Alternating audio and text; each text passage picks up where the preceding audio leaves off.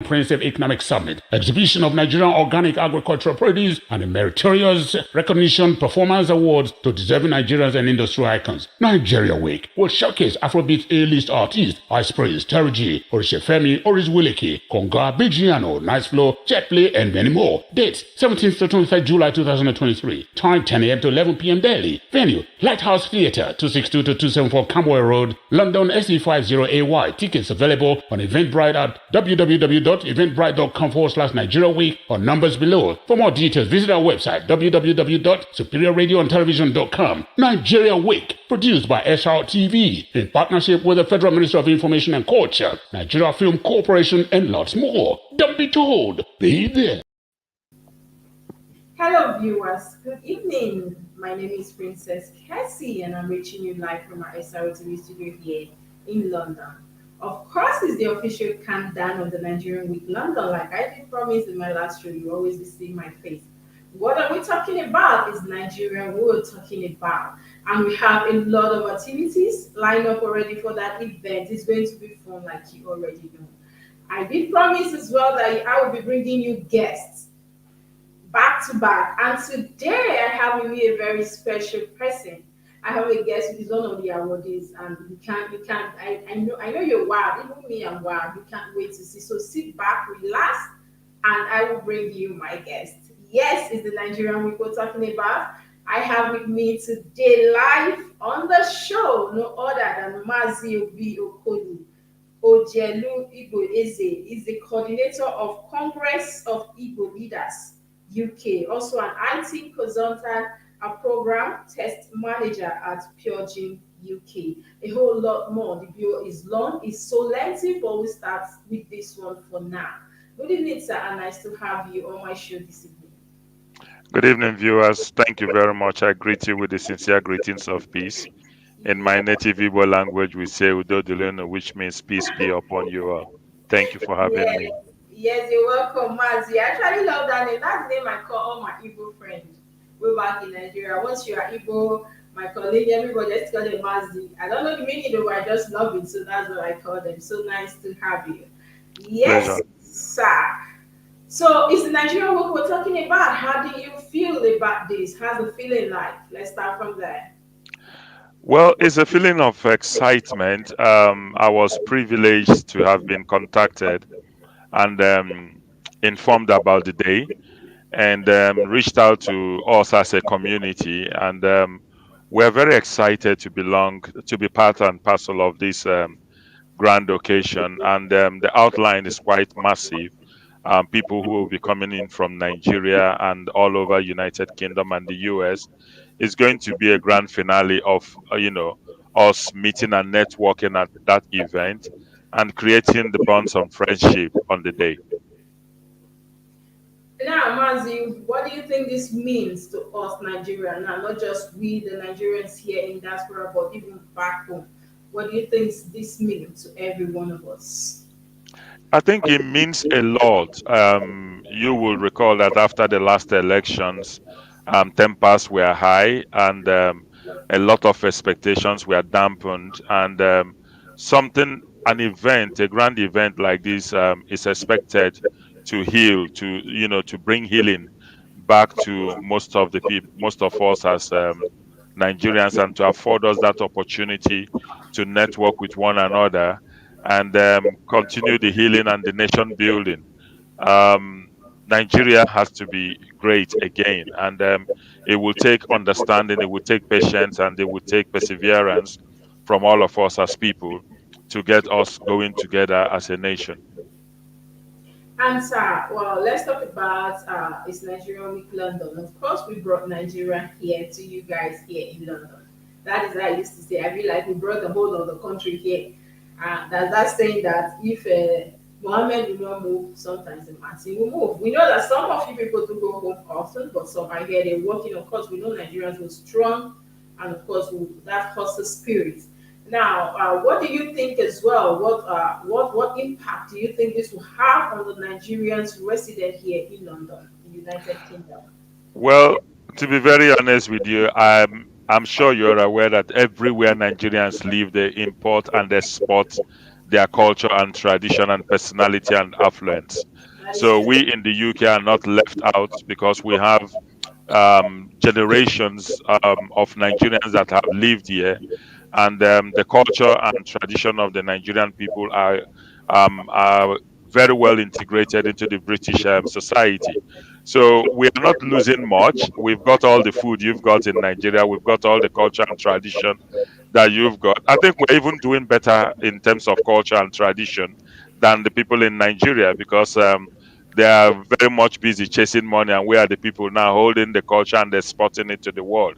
But kudos to the musicians in Nigeria; they are doing fantastically well, and the Nollywood people. But we in the UK are holding the banner high. That is quite interesting, Mazi. Now, a way we know this is Nigerian Week we're talking about, and we'll come back to that now. You, as I know, you are the coordinator of Congress of the Igbo leaders here in United Kingdom. How is that feeling like? That is, if you ask me, it's quite a lot. It's quite a lot, but by the special grace of God and the support of the people I work with, it's been a privilege serving the community. We have over 158 communities under the Congress of Igbo Leaders UK, and we organize the yearly Igbo Festival of Arts and Culture, which is well attended by over 6,000 to 10,000 people yearly. So it's been quite a privilege, but it's been quite very challenging equally to be in such positions because people expect, the expectation from you is quite high.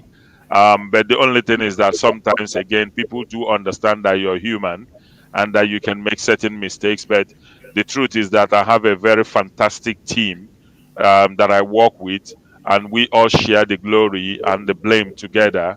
So it's been an immense pleasure being the leader, the coordinator for 9 years now, and I'm praying to God, seriously that the baton be taken off me from next year and be handed over to somebody. I think I have served enough that I want to become a patron, or rather a statesman, like my father would say. Wow, that is quite interesting. But another thing, I know you are as an IT consultant, of course. Now, how do you go here and go here? How do you model all this together? Being a leader, being an IT consultant, of course, a family man as well. Well, I first of all, I think I have to give praise and honor to God, and then to my family, especially my wife, who has been very understanding. I think from the first day she met me, she understood that I'm called for what I do. I started doing this at the age of 15, and I've been a community servant, and she, with her help, has been immense. And then the total support, understanding of the community that you serve. I think that's what keeps us going and doing what we do. Sometimes, like I said, it's been challenging, but then being an IT consultant also, that's the job that pays the bill. I do my best to make sure that I'm at the citadel of my profession, but having equally time for community-based support and networking, because I believe that we as a people, if we don't say we are here, nobody will know we are here. So we must hold our head high like every other nationality in the United Kingdom and showcase our culture, tradition, and personality, and rebrand the perception of a lot of people on us as Nigerians, because so far we've done very well in the United Kingdom. I don't think anybody in the UK now, especially the authorities, the police, the time has passed when they used to see us as a nation of fraudsters. They have come to begin to understand that we have a lot to contribute. I mean, if you go to the medical sector, we are the second largest. If you come into the IT industry, we are doing fantastically well. The industrial base, we are doing very, very well. So I think we've earned our respect in the UK, and we will be, doing more and encouraging our younger ones to do better than us. Wow. Talking about younger ones, I know you mentor the youths, you're always there, you've been carrying the youth along. Now, how do you think the Nigerian youth as a whole We know, like I did said earlier, we are not just the youth, but Nigerians have this, we're strong, we have this, this die hard, this energy, these vibes of always. Who would have thought that, like you did mention, that now we are people that other people, nations want to reckon with. We're no longer in that place where they don't trust us, they treat us anyhow. And this is a good thing. But the youth, you mentor a lot of you, you're a coach as well. Tell us about that. I think many of the youths that I have been in touch with and in contact with, they come with expectation. They want to know from us sometimes. It's funny when I say that they want to know from us that we that came in from Africa directly, we've got the accent, but we've done very, very well. And they that are born here, sometimes they are not doing very well. But I think it takes us as first of all, it takes us to understand them that they are born in a different setting. We have to instill the culture and tradition in them. I think the greatest challenge that most of the youths are facing is that level where most of them find themselves as mediocres, in the middle point, where they are not Nigerians and they are not British. And we need to go into that middle point and bring them to understand that they are first of all Africans, Nigerians, and they've got culture and tradition that makes them unique. I think when we get them to that point, then the next thing we need to do, most of the things affecting our youth, is the family. Nigerian families need to learn to be together. There is no man, no woman out there that is better than the one that you have. We have to build sustainable families, because these youths, many of them that are facing challenges, are either brought up by single parents, father or mother. And these challenges, because of there's no family hegemony there, you find out that they then become men when they are supposed to be boys, and they don't have that father or mother structure in their lives. That is a very serious challenge that we are facing when we are talking to the youths. And some of them, you ask them, where is your dad? They say they don't know. So things like that, we as parents need to begin to work hard and learn that aspect of communication and forgiveness, and make sure that whatever we are doing, we should realize that it is for the benefit of our community and the children that we have. I think if we have a very strong family value in the UK as Nigerians and as Africans, and we hold our families together, our children will have a reference point. And I don't think some of the deviant behaviors that we're seeing, especially in places like London and Birmingham, that our children will be involved in things like that, not to talk of Manchester. So we need to learn to be together, no matter the challenges facing marriages. Please, I speak to Nigerians, I speak to our people, try and hold your marriage together and make sure that our youths have an ideal reference point and a model that they will be looking up to. And I think some of the challenges we face when we do that, some of them will be, kind of fixed moving forward. Wow, that is quite elaborate, and I love the fact that you did talk about upbringing. Say, we live in a world where if you don't bring up a child very well, they become a nuisance to the society tomorrow. And this call is a good one. Well, viewers, I'm still here with our Maziz and our D in the upcoming event, of course. Like I did said in my previous show, we have carefully selected these people because you could see what he has been doing, mentoring the youth, and he's a leader, he's an IT expert. He has done so well, connecting Nigerians community here in the UK. Anyways, viewers, don't go anywhere. I'll go on a quick break now. When I return, I'll still be here with Mazi and we'll bring you so much more. Stay with us. We'll be right back after this break.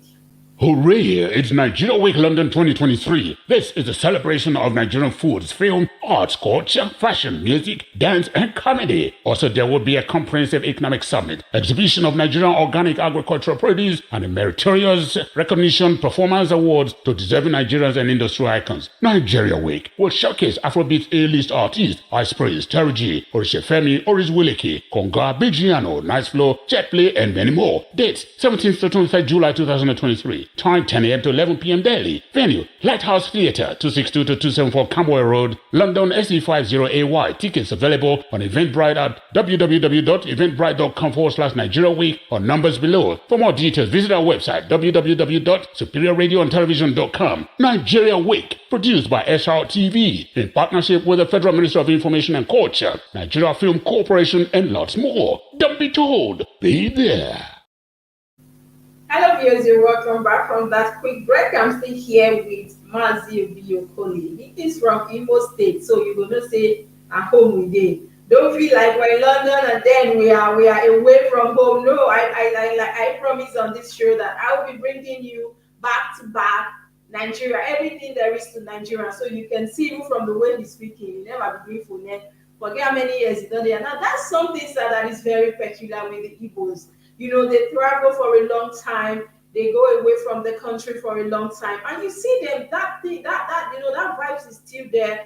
You cannot take away that thing from an Igbo man, and that celebration during Christmas holiday, they will always turn up. I know when that time I was in school, people would say, "Oh, my Igbo friends, like we're going home, and now Igbo guys they come, we're going to cash out, we're going, who knows, I might just be married by the time we resume school." That's the good thing about the Igbo people that I really like. You cannot take away the Igbo from Igbo man. No way, whether abroad or at home, and that is a good thing. It's so nice to have you here on the show with me, Mazi. And let's talk about the Nigerian Week London. How did you feel about your nomination? Let's go there.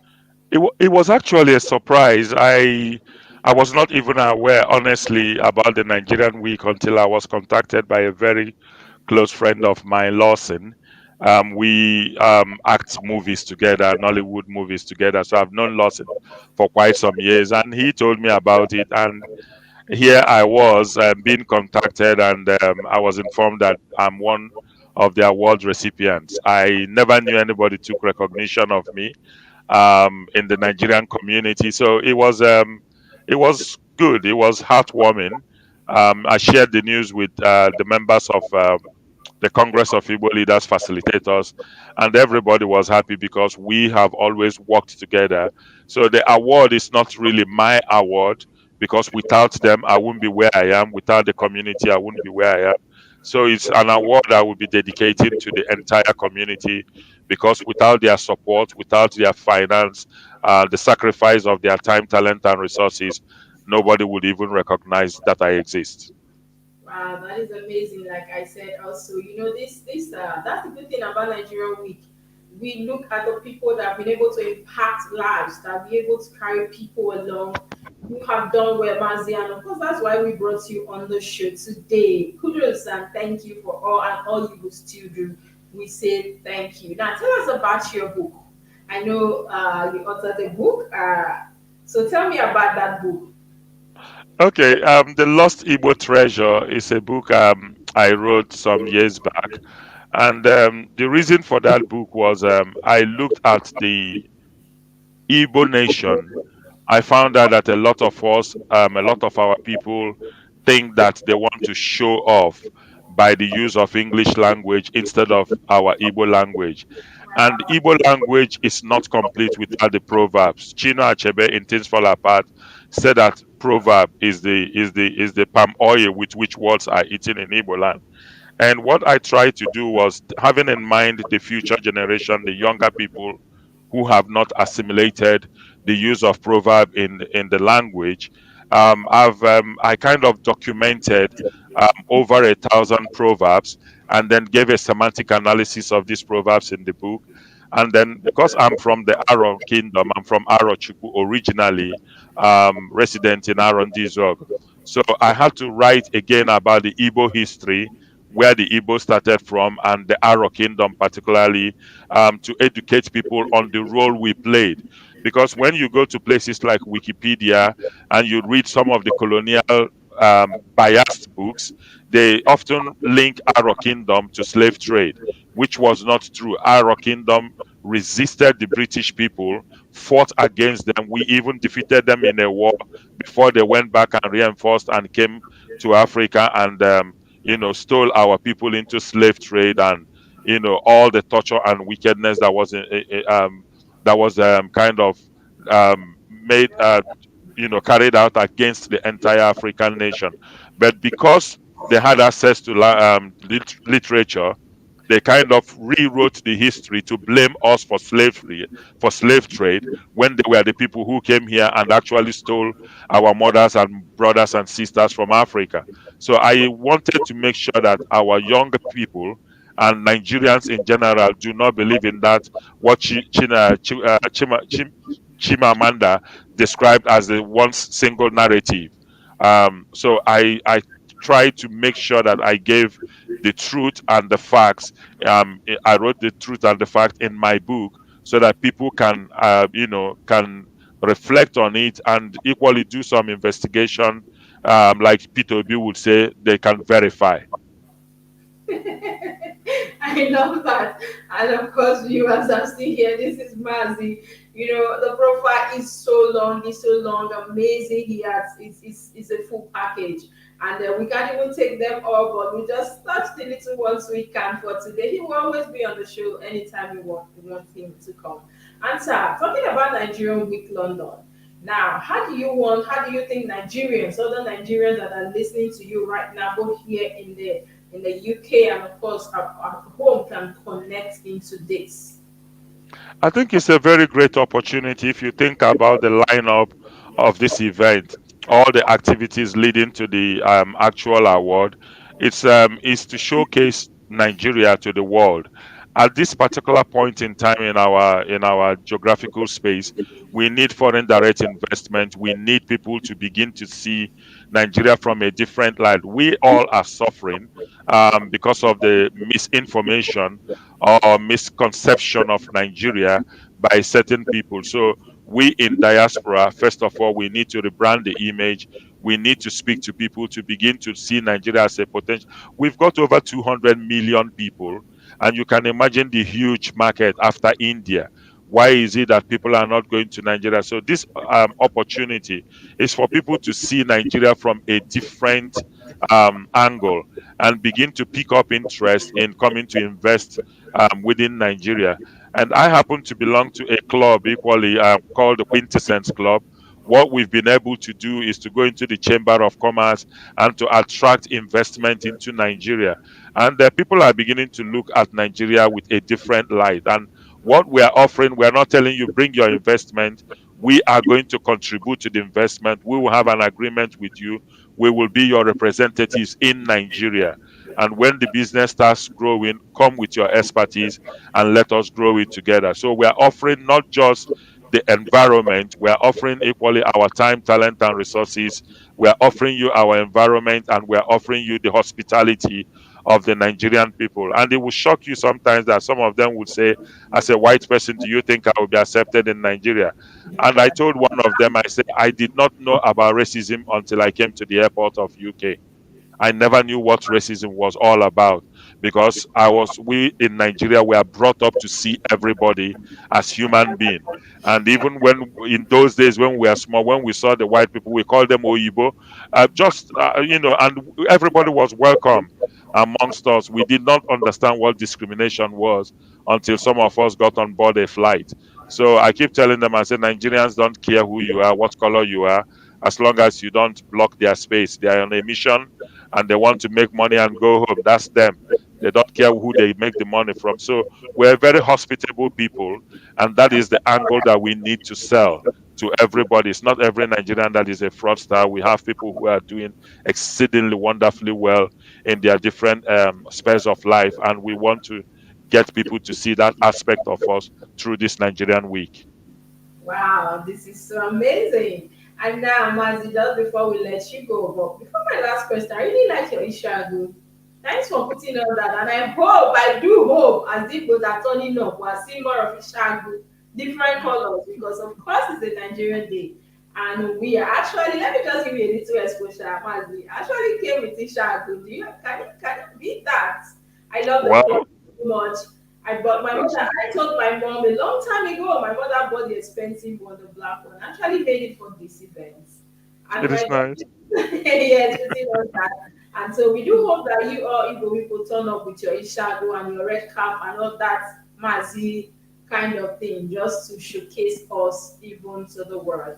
And just before we let you go, sir, you've done so well as an IT expert, as a family man, of course, as an author, a filmmaker, security expert, all that, sir. Leave a message for Nigerians, especially the youths. I think I will encourage the youth to see themselves that there is no challenge that is insurmountable. We all face challenges in life, but they must learn to hold their heads high. And one thing I must encourage them is to look for areas that they can invest their time and talent in. And I'm talking about the IT sector, cybersecurity. I'm talking about product managers, product owners, IT consultants. I'm talking about areas like medical that we are doing very well in those areas, and we have people that have done exceedingly well there. I encourage our youth to be up, not to go into crime as usual, because one crime can tarnish the image and their life for the whole of their life on earth. So they should please stay away from crime. And if they need any help and support, if they need any training, some of us are offering trainings free in every other aspect of IT, and there are people who are equally doing a lot in the medical profession. I was trained as an IT consultant from Jesus House in Brent Cross, free of charge, and I was there for 6 months, and all the training was free. And over the past years, I've been training people free because I got it free from the Nigerian community, and I have to give it back to the Nigerian community free without charging. So if anyone needs help in the IT industry, please contact us. We are ready to help. And we've got people in the medical profession equally that are doing very well. And we want to build a viable society. Yes, sir. But I'm going to ask you, if somebody wants to get in touch with you, you just said that they can get in touch. How do they get in touch? You were going to drop the contact with us. But before then, there's a question I wanted to ask you earlier, sir. Now, when I look at your profile, I saw quite a lot. Is the full package, like I said, is massive. And I said to myself, this is not something that it was not even a day's job. It started from one stage to another, just like a ladder when you start going up, and it's one step at a time. How did you put all this together, sir? How was the journey like? Well, the journey has been quite encouraging. I was very fortunate to have a father who believed in me, who loved me so much, who was my mentor. My dad was my best friend, not just my dad, he was my best friend. So ever from childhood, after the war, I saw what my parents went through to suffer to give me basic education. My dad wanted the best for me. So from even a child, from infancy, I went to the best schools. I went to Government College Umuahia, University of Jos, University of Lagos, and these were all funded by my parents. So my father instilled discipline in me and hard work. And there's a word my late father used to say. He said, "A man must be up and doing." My father never believed that you should be idle and expecting something to come to you. My father did not believe in miracle money or miracle job. He just believed that you must be up and doing. He had no time for laxity, and he kind of inculcated in me the value of reading. At the age of 18, I had read 132 books from Hadley Chase to Nikata, and Mills and Brown. So he made sure that every week I had a novel to read. My father made sure that the one I hated so much was reading Daily Times. He would sit back, cross his leg over a glass of wine, and he would make me read Daily Times. And you know how big Daily Times can be, Yes. up to 23, 30 something pages. So I then grew up to love reading. I read everything. I'm versatile in terms of reading, and so I'm glad that I have such parents that sacrificed everything they had to bring me up. And that's why I vowed in my own life that I would do everything to keep my family together and sacrifice everything I have for my children to make sure that they grow and excel. Wow. Well, thank you so very much, Ranzi, for being with us today. We look forward to seeing you all on Saturday. We know it's going to be a huge turnout, and of course, we are expecting so much from you all that day. Thank you for being on the show. Viewers will be on the countdown, official countdown to the Nigerian Week London, which will be happening on Saturday here in London. I've been on the show with Maxi Obi. He is a Nigerian. Of course, you can see already the identity is there. You need not to ask. He's from Imo State and he has been doing so well on ITS Park. Of course, he's a leader as well here in United Kingdom. The profile is long, but thank God we have him here with us today. Thank you, sir. We do hope we'll have you next time. Thank you My so pleasure. Thank you so much. Thank you, viewers, and God bless. Yes. Have a nice evening, sir. Thank you. Yes, viewer, that would be a good place to wrap up the show. I did say earlier that you're going to be seeing my face back to back. We'll come your way again with more. We have a lot of our body, we have a lot of people, we have events, activities up, and you can see that we are not here to play. Well, thank you for being with us until we come your way again next time. I remain your favorite Princess Kessy. Good evening. Hooray! It's Nigerian Week London 2023. This is a celebration of Nigerian foods, film, arts, culture, fashion, music, dance, and comedy. Also, there will be a comprehensive economic summit, exhibition of Nigerian organic agricultural produce, and a meritorious recognition performance awards to deserving Nigerians and industry icons. Nigeria Week will showcase Afrobeat A-list artists, Ice Praise, Terry G, Orishefemi, Oris Wiliki, Konga, Bigiano, Nice Flow, Jetplay, and many more. Dates, 17th to 23rd July 2023. Time 10 a.m. to 11 p.m. daily. Venue, Lighthouse Theatre, 262 to 274 Camberwell Road, London SE50AY. Tickets available on Eventbrite at www.eventbrite.com/Nigeria Week or numbers below. For more details, visit our website www.superiorradioandtelevision.com. Nigeria Week, produced by SRTV.